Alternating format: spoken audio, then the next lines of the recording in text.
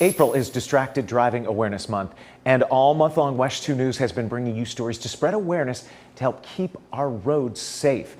And part of that includes detailing what happened to our very own WESH 2's Paola Tristan Arruda, who was nearly killed in a car crash some 9 months ago. And our traffic expert Megan Mackey is here now with Paola's story of survival. Megan, this is something that truly impacted all of us. Yeah, it really did. There was one point where Paola was in the intensive care unit last August, and we didn't know if she would recover. Her story is inspirational, and I'm sharing it to not only show her resilience, but also remind drivers that one wrong move can alter someone's life forever. I just can't thank you enough. I mean, I obviously never expected to be in that position. Covering Orange County in Orlando, Paola Tristan Arruda, WESH 2 News. You're used to seeing her on TV, so you might have noticed for several months last year, Paola disappeared from your screens. Last August, the car she was riding in was slammed into by another driver. She spent months recovering. I don't remember getting into my friend's car. I don't remember going to McDonald's, and I certainly don't remember the accident. It happened right here at the intersection of I-4 and Lee Road, about a half a mile away from our studios at WESH 2. According to FHP, the driver who hit them ran off this off-ramp, running the red light and smashing into them. Paola was a passenger in the car. She and her friend had just gotten food and were going to meet up with a coworker. Hello. How are you? Good, how are you? Good. Nice to meet you. Yes, you don't remember, obviously. Yeah. Dr. Howard Smith was the trauma surgeon who saved her after she was rushed to the hospital. For me, I mean, it's my life. So I can't thank you enough for your help, Dr. Langford's help, the entire team. Paola broke her arm and hip, dislocated one of her elbows, fractured her wrist, fingers, and a portion of her spine, and also had a head injury and numerous internal injuries. All she remembers is waking up in the hospital 1 week later. Dr. Smith says unfortunately he sees major car crash trauma patients like Paola every day at ORMC. Traffic is really bad in Orlando, and our roads are overcrowded. We have a ton of visitors. Quite often, people don't know where they're going. They're not paying attention because they're on their cell phones. How you doing? Good, how are you? Dr. Joshua Langford, the orthopedic surgeon who took care of her, says a large majority of patients he sees are also car crash victims. That's what's not great about traffic in Orlando is that you can only be so good at driving.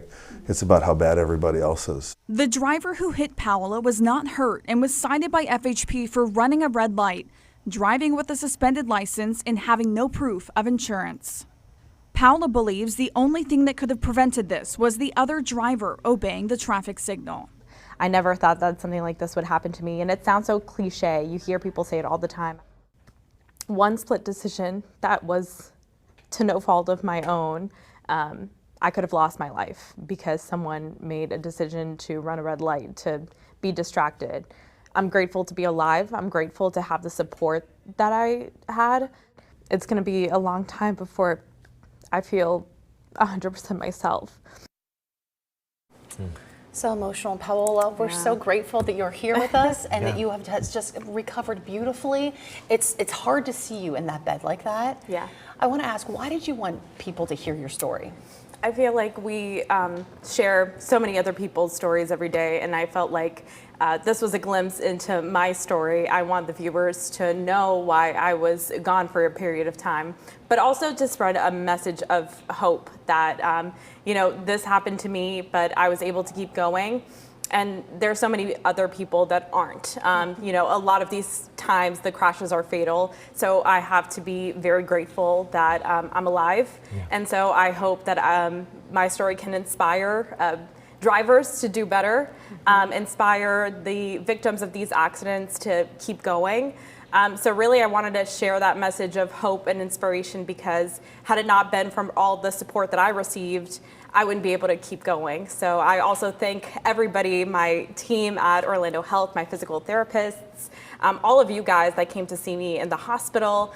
All of the support definitely helped keep me going. And Paola, the journey of healing is ongoing. I mean, even since you came back to work, you've had to take time for surgery, and there's so much more. Can you share a little bit about that? Yeah, so I had a couple of surgeries, obviously in the hospital when it first happened.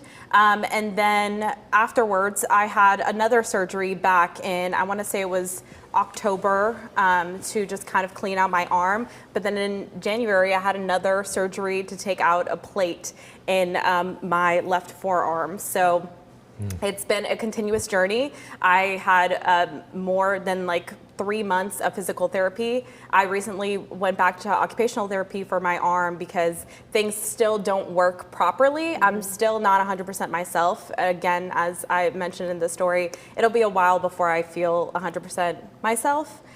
So it is definitely a long road to recovery, but I'm grateful to say and I'm glad to say that I'm almost there. Oh, well, Paola, you're doing so great. We're behind you 100%. Just seeing and hearing what the physician said, Megan, about how, and you say this every day, the distracted driving and just what it's like here in Central Florida on the roads.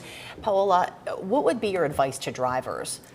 Pay attention. I mean, we talked about distracted driving. If the person was not distracted, my accident was 100% avoidable had the person just paid attention. So I just say pay attention while you're behind the wheel. It's your life, it's other people's lives.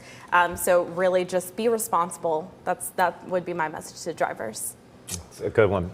Paola, thank you so much for sharing this story. And Megan, I'm so glad you were able to tell it so beautifully. But Yes. we love you dearly, and you're doing such an amazing job. And you're Thank really an you. inspiration in this newsroom to see how far you've come. So Paola, really, thanks for sharing. Thank you, and thank you to all of you because I couldn't have made it without the support from everybody here at WESH.